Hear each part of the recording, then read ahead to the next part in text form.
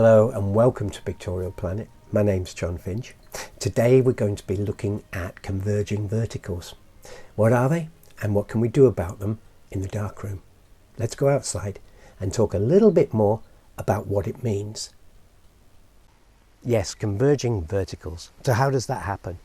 Well, first of all, it's usually when we're photographing buildings. And that's because buildings have straight lines. Now in nature photography, in landscape work, nature very rarely has a straight line. Everything is more organic, and so we don't see these converging verticals, not nearly as much. But in architectural photography, photographing buildings, we're most likely to see converging verticals. And what are they? Well, they are when the top of the building looks like it is falling away from you in the print. How do we get that? Well, that's because we tilted the camera. As long as the camera is level, we won't get converging verticals because the film plane is level with the subject.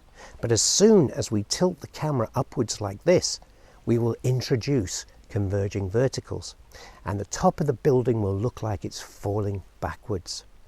What makes it doubly bad is if we use a wide-angle lens, and of course when we're photographing a building we're often going to choose a wide-angle lens to get the whole thing in.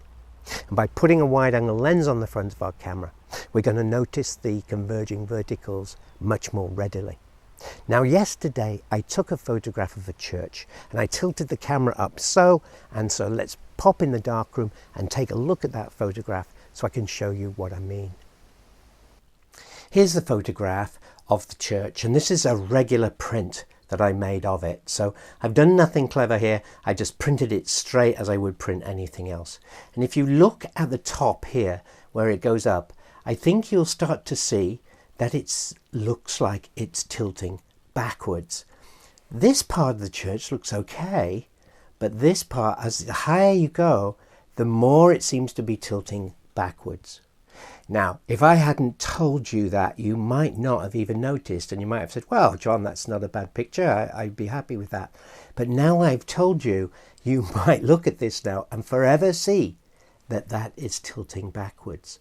So a really good tip is that if you take a photograph like this with a wide angle lens, this was a 28mm lens on my Nikon FM, and you have to tilt the camera upwards to catch the top of the building, then the tip is print it so you correct that vertical, and I'm going to show you now how I do that.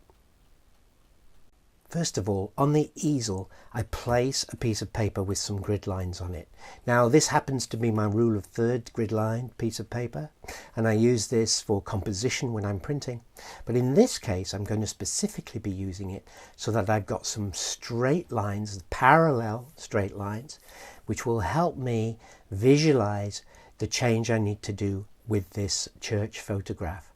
And now I'm going to actually turn the lights out and show you the print being, show you the negative being shone onto this paper.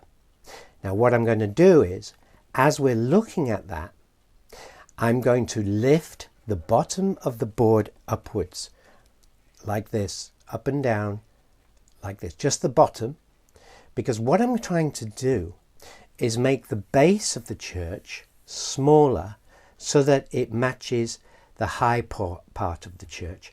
The high part, the tower, is falling backwards. So to correct that, I need to make the base a little smaller.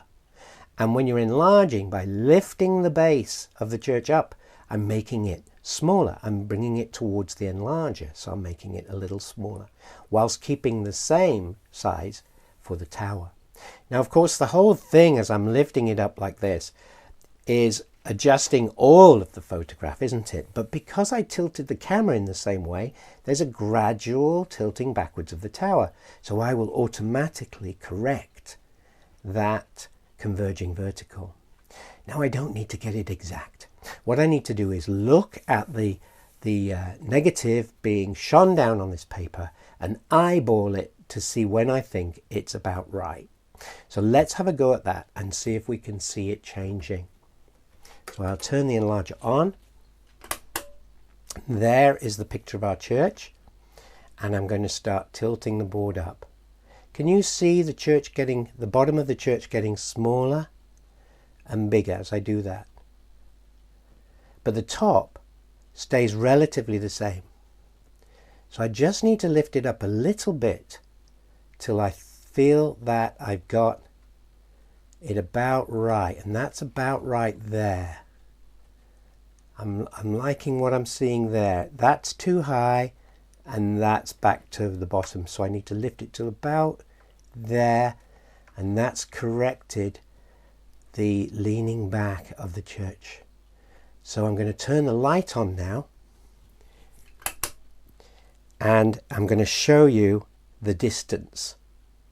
That is the distance that I'm holding the board up to get that nice effect that I like, to correct the bottom of the church. And I have some books nearby, and I found that this book happens to fit perfectly under there like that. Look at that. And so I'm going to put that book under there. So now I'm going to put the camera back, and we're going to have another look and just make sure that's correct. So there is the negative with the bottom lifted up and on that book. Now I just have to fix this here. There we go. Just make sure I've got my cropping correct. That's nice. And then I'm going to focus here. I'm going to put my focus on here, and I'm going to make sure that I'm focused right here in the middle of the photograph. Once I focus that, I'm going to stop the lens down more than normal. I'm going to stop it down 3 stops, and that will bring everything into focus, even though the board is tilted. Let me turn the light back on and explain the next bit.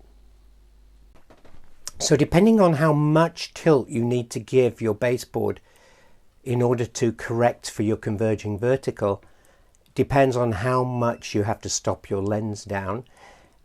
And of course you run out. In the end you run out of focus, so you actually, if you go too far, you can't get it all in focus.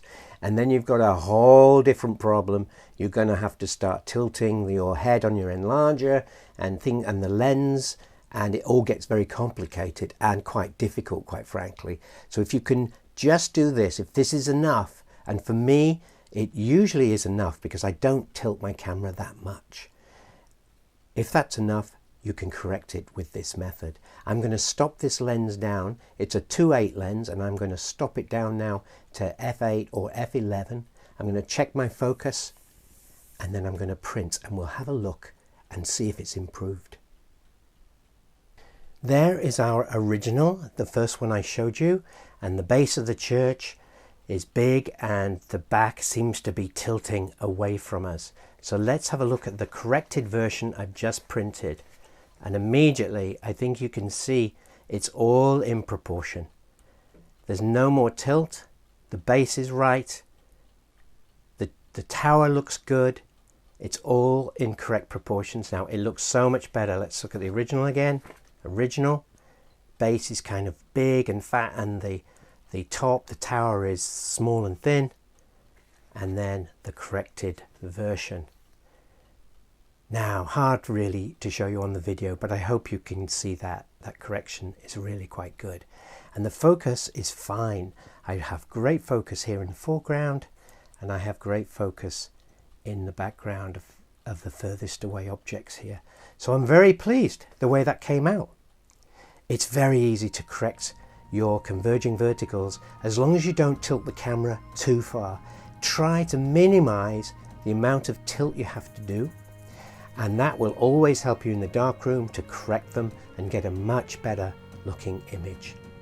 Thank you all for watching. I hope you can give me a thumbs up, subscribe to the channel, maybe even become a patron. Thank you. Thanks to my patrons. Thanks to everyone who buys my book, and I will see you on Friday for a tip.